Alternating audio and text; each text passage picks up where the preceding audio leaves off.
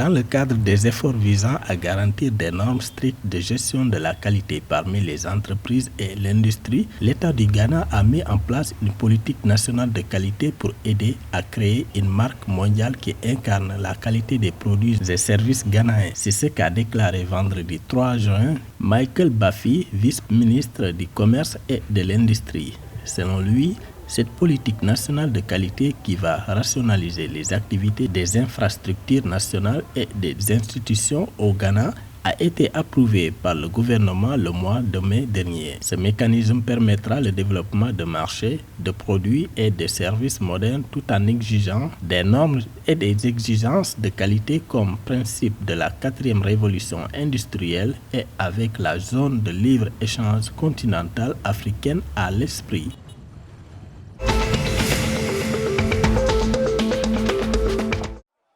Le président du Nigeria, Muhammadu Buhari, a rencontré samedi 4 juin les candidats à la présidence du Congrès à la State House à Abuja. Selon les médias du pays, le dirigeant nigérian a exhorté ces derniers à tenir des discussions et à proposer un candidat formidable avant les élections primaires qui débuteront dès lundi 6 juin 2022. Le président Buhari a déclaré que la réunion s'inscrivait dans le prolongement du processus de consultation en cours visant à assurer une émergence harmonieuse et stratégique d'un porte-drapeau. Le chef de l'État fédéral a également salué les aspirants pour leur courage et leur esprit désintéressé en se portant volontaire pour servir dans la plus grande haute fonction du pays.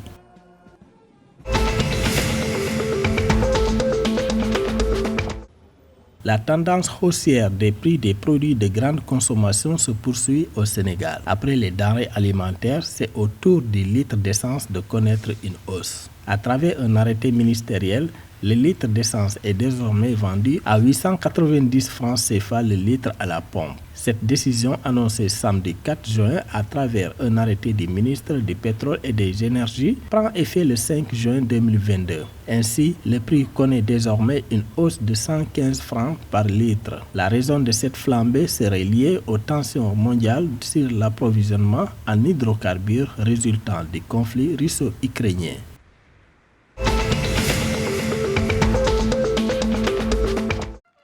Les chefs d'État et de gouvernement de l'Union économique et monétaire ouest-africaine (UEMOA) ont désigné le président de la commission de la CEDEAO, l'Ivoirien Jean-Claude Cassibrou, en qualité de futur gouverneur de la Banque centrale des États de l'Afrique de l'Ouest (BCEAO). Cette décision a été prise samedi 4 juin 2022 à Accra lors d'une session extraordinaire de la conférence des chefs d'État et de gouvernement de l'organisation régionale. Il prendra en fonction le 4 juillet 2022. Le nouveau gouverneur de la BCEAO va succéder à Thiemoko Melie Kone, nommé en avril dernier vice-président de la République de Côte d'Ivoire par Alassane Ouattara.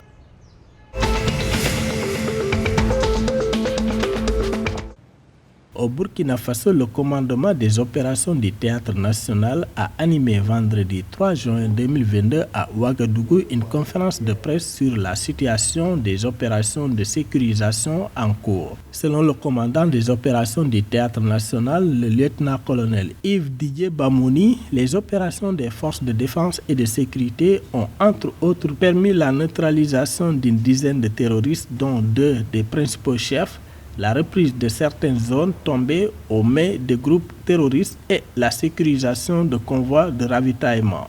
Du reste, a-t-il relevé, les actions offensives se poursuivent à travers tout le territoire avec notamment la destruction de bases terroristes dans les régions du centre-nord, du Sahel, de l'Est et de la boucle du Mouhon.